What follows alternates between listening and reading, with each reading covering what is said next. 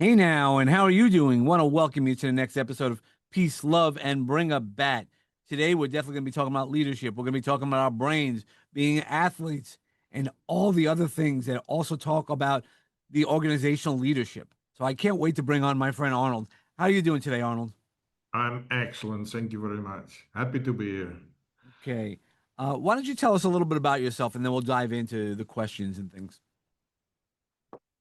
Well, I tell to people I got a Dutch passport, but I'm a global citizen. I'm currently living in my fifth country, and that is something which I did, I would say, the last 12 years.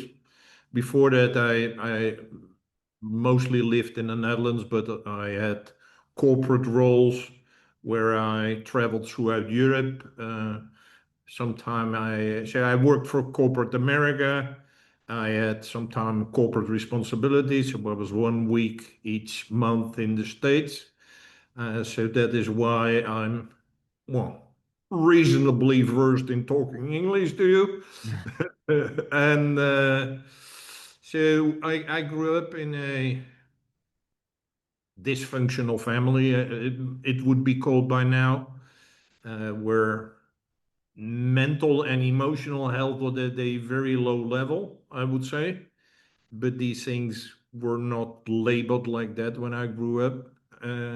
So that has been like everybody, your childhood is very formative, but at that point in time, you don't realize it, as a child. Yeah, And you when you, you, you go through same thing with me. You go through so much in life, you just think it's normal. You know, you see it in similar homes, your friends' homes, or stories like that. Everybody has a level of dysfunction, but I know part of your story. Because I read your profile, was your dad was in the military, uh, both as a profession, but also that's how the home was run.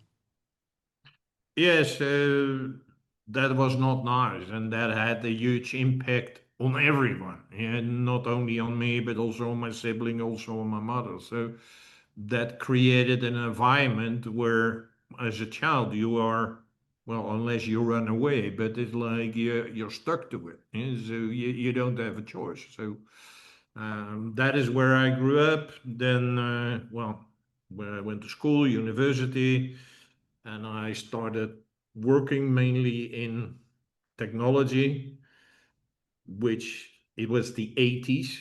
Mm, So one of the first technology things. There I made some good career, as they call it. I started managing quite young. My first job was a marketing manager at a team of 10 marketing specialists. And at some point in time, I managed 6,000 people in a $1.2 billion business within a corporate environment. And well, then there was a takeover, and then it ended. And then I started, well, startups, and at the same time, so figuring out what that is. And this was in 2000. So now it's quite common that you have a startup and how does that right, work. But right. Yeah, 2000, that was not the case. And especially not in Europe and in the Netherlands. And at the same time, I started looking at myself and trying to understand who I am and what I want.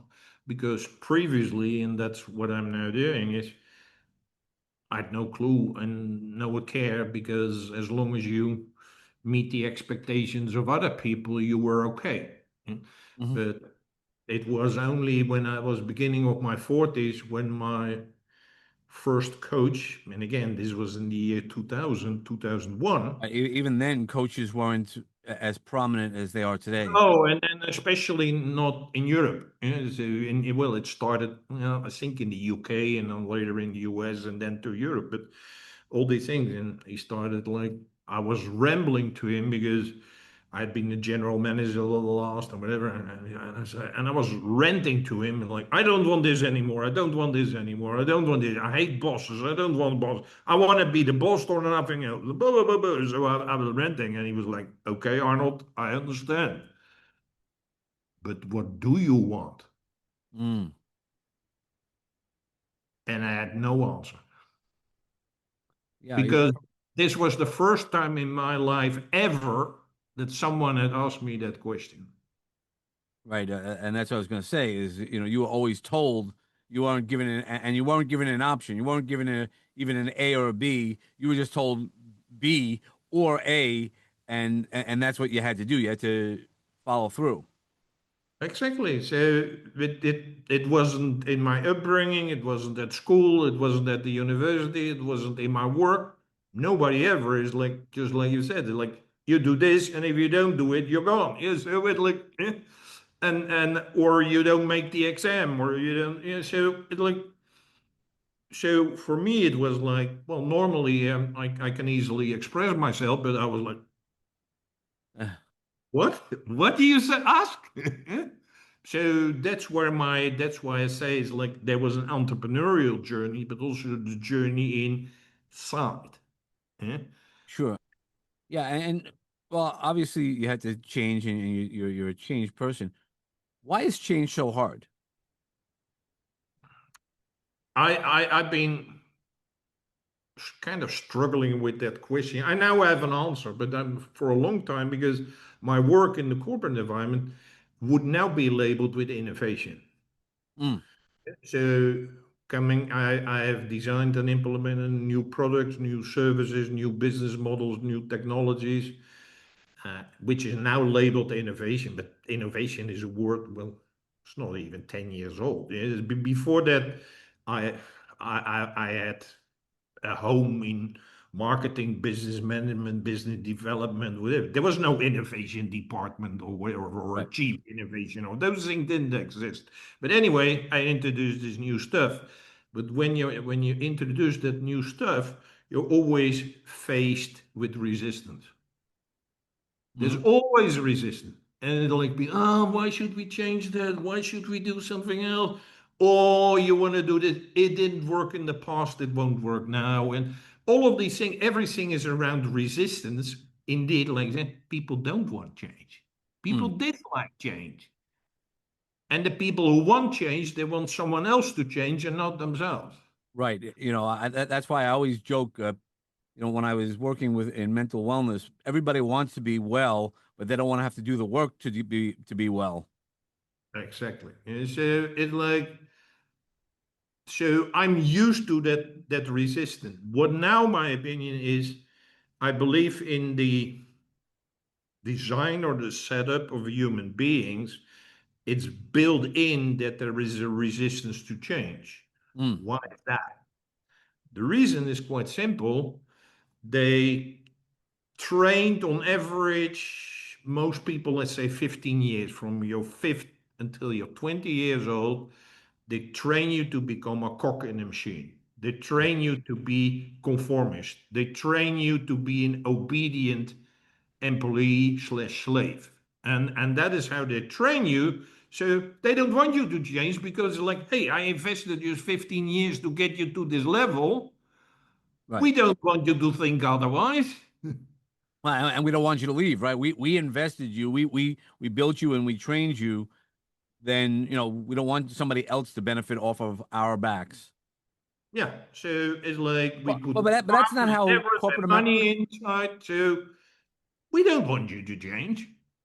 Well, but that's how corporate America was, right? So when you started, even when I started, well, it was a little bit later than you, but but today, if you're in a job more than 3 to 5 years, you're done, right? So you're locked into that same position. It's not. There's a lot more movement. It used to be you start a job and you stay there long enough to get that gold watch. The old time, but now movement is actually more recognized, and it used to be if you had a resume of somebody who bounced around, that would be a concern, it would be a red flag, but now it's actually the opposite. Yeah, but I don't know whether that is something which people like or not. It's more a must. Yeah, so Mm, it's not a voluntary choice. Choice is like, hey, I want to change and I want something else. No, it's like Your company went broke. There was a merger acquisition. There's new technology, and you use your job. Buy, find another one. It's like yes, the market is more volatile, but still people don't like the change. Right. And because we don't like, I mean, humans don't like change. How can we kind of work through that? I know you talk about brain athletes and and all of that about how we think, feel, and how we relate is trainable, right? That's not everybody is trainable at the beginning. How do we identify that, or how do you identify that? Well, I think it all got to do with belief systems and dogmas which we get put in there that from our upbringing and like the school system and the education system. Why are you not taught? Why is change not a topic at school? Why is change management not a topic at universities or vocational trainings, whatever? Because if you tell people there's one constant in life, and it's not only in corporate world, there's one constant in life, that's change. Look at the weather, look at the seasons, look at nature, look. Everything changes all the time. Right. Yeah, it's like, but things like if you start working, you're gonna buy a house or rent a house, get insurances, you get married, or you get children, or you get other stuff. It's like, oh, it's constant change, and you constantly have to adapt. And in business, we say, no, we don't want you to change. Mm. It's quite contrarian to how nature is, how society is. And if you explain to people like, hey, everywhere is changing all the time. Mm. Hmm? That is, well, your body, there, I think some part of your body is in 7 weeks. Well, your whole skin changes, everything inside of you changes. So there's constant change everywhere. But we say, no, we don't want to change. Right. Well, right. We don't recognize that, but how do we then embrace it? Because change. There's a different mindset of when you do embrace the change and that have that. Because part of it is that neuroplasticity in that you're able to cope with change much better because you've set up yourself, right? It's again, it becomes that foundation. People like you and I might not have had that foundation built. It was built as a very rigid thing, but you've eventually trained your brain to think a little bit more open minded over the years. Well, with most people, that change will happen or need to happen if there's pain. Mm. So you lose your job, you get divorced, you don't get the promotion. Yeah, so there are external circumstances which cause you pain, which forces you to change. That is for most people the trigger to change.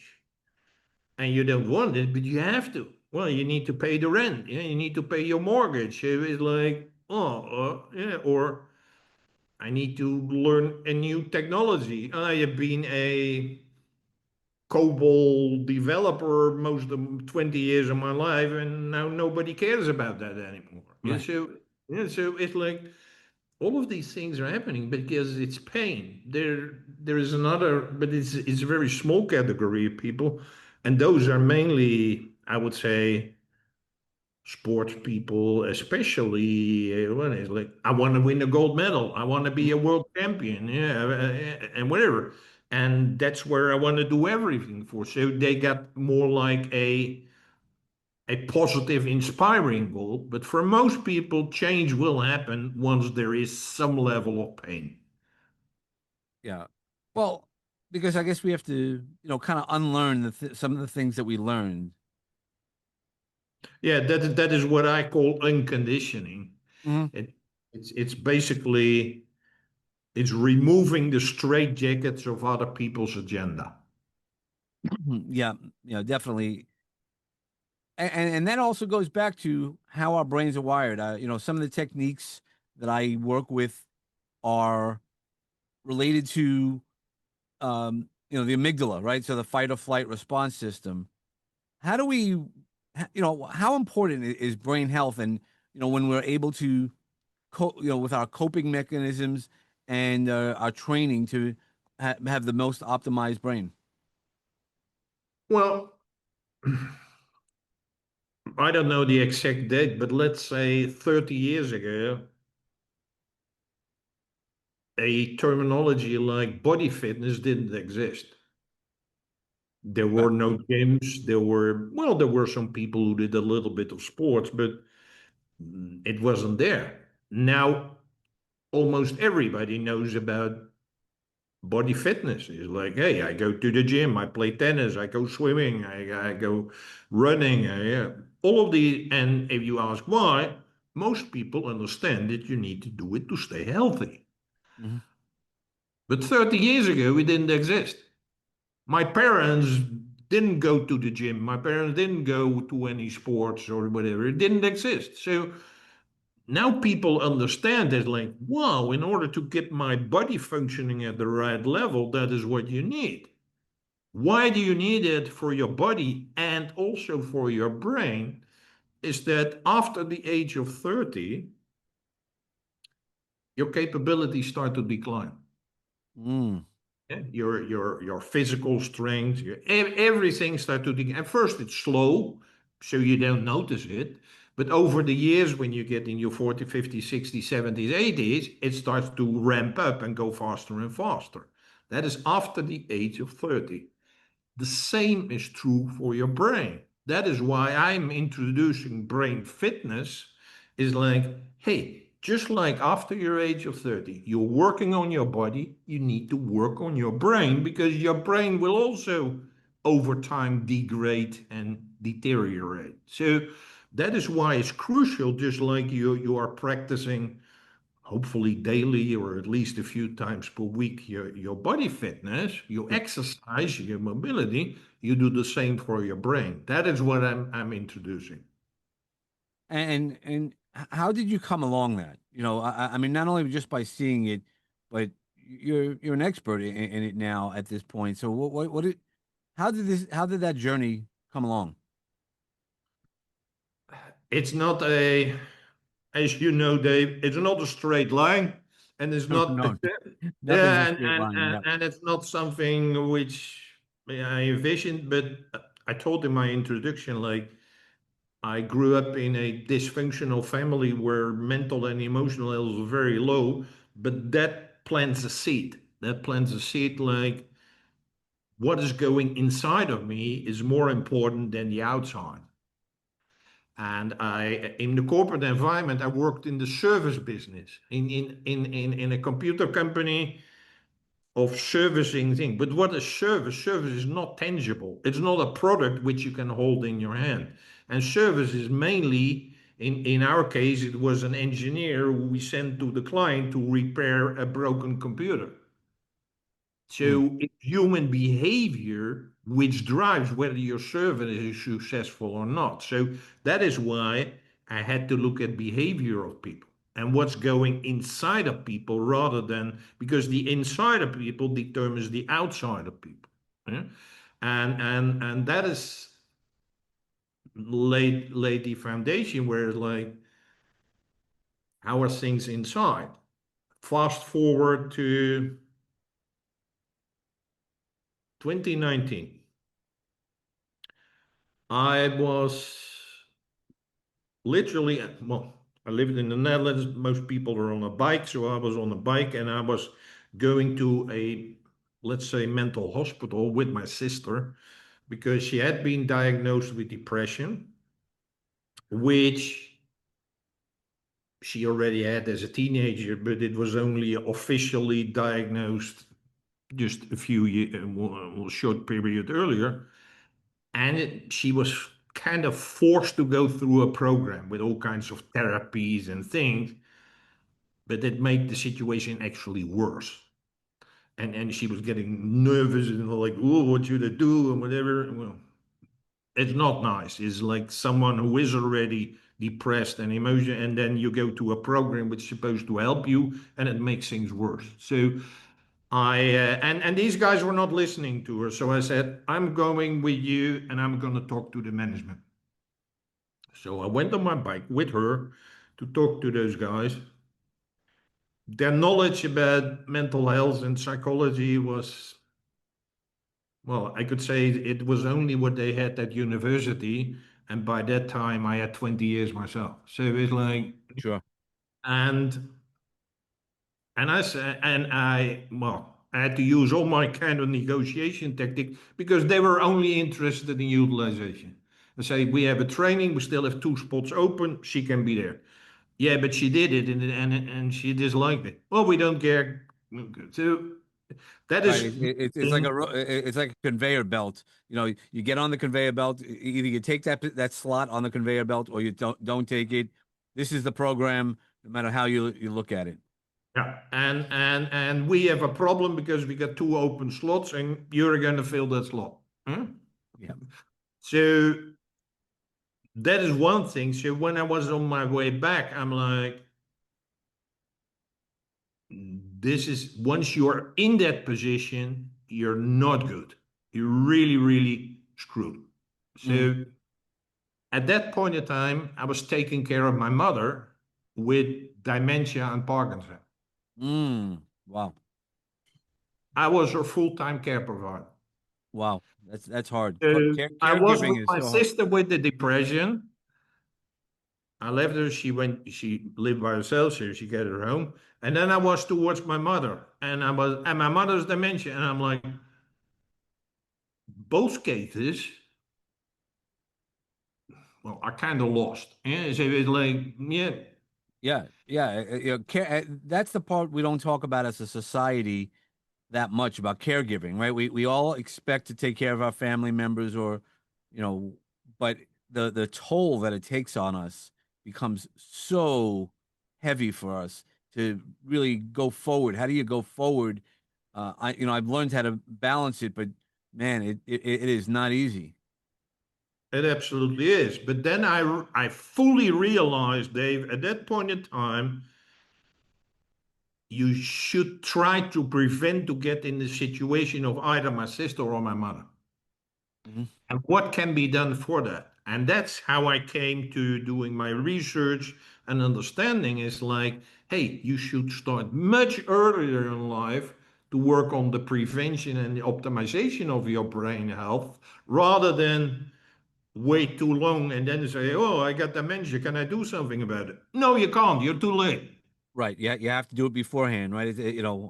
Again, I just got through a health situation where I was overweight, and had to go for a heart test, a heart uh, stent, and it's after the fact, right? So you already did the damage. Thankfully, no heart attack, but all right, now it's fixed time. You could, but the earlier you start, like the old saying goes, when's the best time to plant a tree? 20 years ago. When's the next best time today? And that's why we're bringing on you to help us talk about the things that we could do now, no matter what stage you're at, to start getting our brain healthy going forward. Yeah, and that is why I say you got to start just like with your body fitness. You don't start with your body fitness when you're 70. Right. Yeah, so it like young people already start exercising and it's part of your life. But the same should be for your brain. Hmm. That is what well, at least what my goal is. Sure. Yeah. And so, when you were talking about dementia and Parkinson's, I know one of the questions that I was told to ask, and I'm interested about it, is what is digital dementia? What would be your definition of Digital that? dementia is a state of where your memory declines, when you're only interested in instant gratification, you can't remember anything, you cannot concentrate anymore. All of the things which we associate only with an 80-year-old grandmother who doesn't know where she left the keys. So this is happening to anyone who spends too much time looking at their phones mostly, Yep. yeah, and or stuck to social media. It's going in such a wrong direction that last week I read a research that 20% of the first year students at university, it is a US study, a 20-page text, they couldn't recall, they couldn't remember what I just read. Yeah, so it's like, yeah, Yeah, so the short-term memory because they're not being asked. Everything that they're expecting that immediate gratification, and then turning that around becomes something, what they expect. That's why attention spans are getting shorter, and you know that's it's a huge challenge. yeah, and that's why the scrolling, which is basically everything which is longer than 1 or 2 minutes, they skip to the next thing. Yep. Yeah. And that is with videos, that's with text. If I send someone a one A4 of text, that's a lot of text. Yeah, it's like, yeah, so it's like reading a book or a white paper, whatever. They cannot do anymore. So it's very, very worrying that this is happening, and this is digital dementia, or well, it's not a similar term, but it's the same thing. People say I have brain fog. Yeah, it's Yep. like it's like I cannot think clearly. I don't know these things, whatever. But I compare it to, again, to your body, to exercise. With your body, it's the same thing. If you don't use it, you lose it. Yep. Yeah. So Right, so right how when so I you're, guess. well, a few years ago, I had a very, very severe car crash with all kinds of problems. But one of the things, I broke my heel, and so my whole right leg was in a plaster for 6 weeks. Mhm. When you remove the plaster, you cannot just walk away. You need to retrain again. Right, you got to retrain it, and that was my next question to you is, so what is the for your brain fitness program, what are some of the components? How do we strengthen our brain? So obviously you might not get back what you lost, but to keep where you are or to grow. Well, you can. That is the good news. Then, and that is the neuroplasticity. So, Yep. that your brain can build new connections basically until you die. And so it like there is no limitation. The only limitation is your own thinking. So my program, I call it the 6R program. Number one is I will reveal the way the straitjackets that are limiting you. Hmm. The second R is recover from suppression, addiction. We suppress our emotions all the time, whereas emotions are our most important engine, I would say. Most people are addicted to something, whether it's whether it's social media use or any of the most Yeah, common food, addiction. right? There's so many different things that we could be addicted to. When we hear the word addiction, we think of drugs and things like that. But the reverse is, like with food, it's the drugs within ourselves. That the brain soup, what I call it. Dopamine hit. Yeah. Yep, yep. Well, it's all the brain soup. It's all those chemicals and all the stuff that goes in it that really becomes, what we're fighting against, right? Yeah. The Yeah. fear, the serotonin, and all those things, how they interact with each other. Yeah. The third one is reactivate. We, in our society and at school and at work, we are mainly focused on the mental part of things, like the thinking part. Yeah, we are rational beings, which, by the way, is totally wrong, but like that's where we focused on, which means we ignore or suppress our emotions. Physical things we didn't know, spiritual, environmental, social aspects are totally ignored or not part of the game. So we need to reactivate those capabilities. Then we need to, the next R is reset. We need to reset the lens, the way, our filter, the way we look at the world. Hmm. Hmm? Then the next one is relearn. Yep. We got to relearn knowledge, skills, mindset. And the last one is recreate. I think we got to recreate our own life. We got to recreate our communities, our countries, the world. There's so many things which need to be recreated. And those six R's are the structure or the method, if you want, what I address. Yeah, no, that was one of the things I loved about it also. I have a book out, and I've given some speeches, finding the R in your heart, using similar words like that about, again, to reclaim yourself and resilience, what that means and how we build onto the brain stuff. Because while we're doing those trainings, that's the really important part. It's not just using a word, there's actions behind it. And when we follow those actions, that's what helps build the new uh, neuroplasticity. Yeah, but it's like that's why I love sports. Unfortunately, I can not do any sports anymore due to my accident. But I used to before that. I've done 12, 13 different sports in my life, and some at a very high level. But it's like it takes time, effort, and discipline. Sure. Yeah. So there is no quick fix. Everybody wants a quick fix. Just give me a pill, and in 10 minutes, my whole life will be fine. No, it doesn't work like that. Nobody becomes, well, you Americans call it soccer. It is now the world championship in your country and in Sure. Mexico. Yeah. Yeah. It doesn't look like guys like Ronaldo and Haaland and Messi and like, oh, it's incredible. But you forget that these guys, for 20, 30 years of their lives, they're day and night living and working with that. Yeah? Right. We And only see the like, oh, results. that's such a good level. Yeah, but it was not just 1 week a workshop and they play at that level. So I say the same is true with your brain. Yeah, so it's like, yeah, you need to consistently practice over time and do those things. 100%, and that's what you have to do. So as we get closer to the end, I always have people coming into my uh, magic garden. What is one thing that you would suggest for like a seed that we're going to plant? What's one thing that you would suggest as an activity to help rebuild some of that, the the brain activities? The one main activity, and there's one, well, you could call it mindset.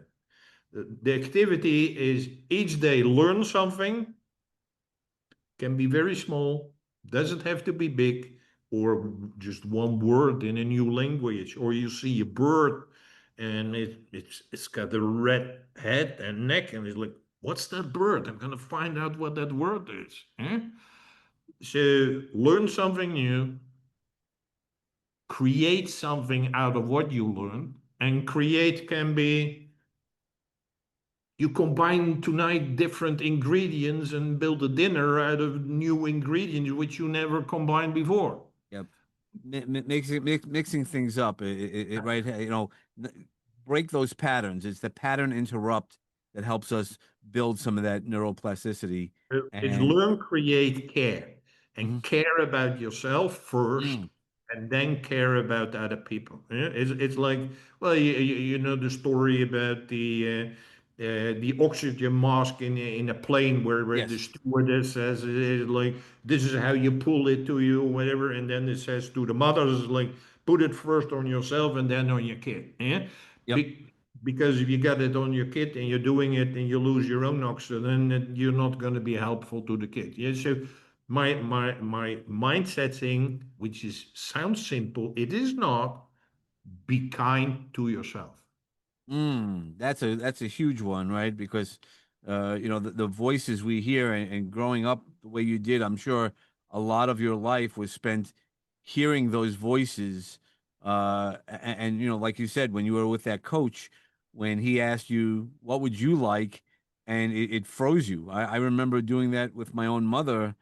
In her 70s, I asked her, but she had been taking care of everybody throughout her life. I go, well, now you get to be Sally and you get to do what you want to do. And it froze her. She didn't even know that that was an option. Absolutely. Yeah, absolutely. Yeah.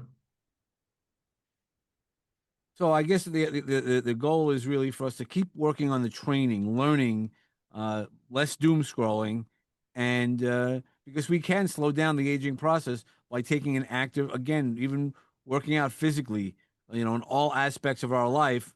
When we claim or reclaim, if you have to, the way that you're doing it, and your focus goes on first.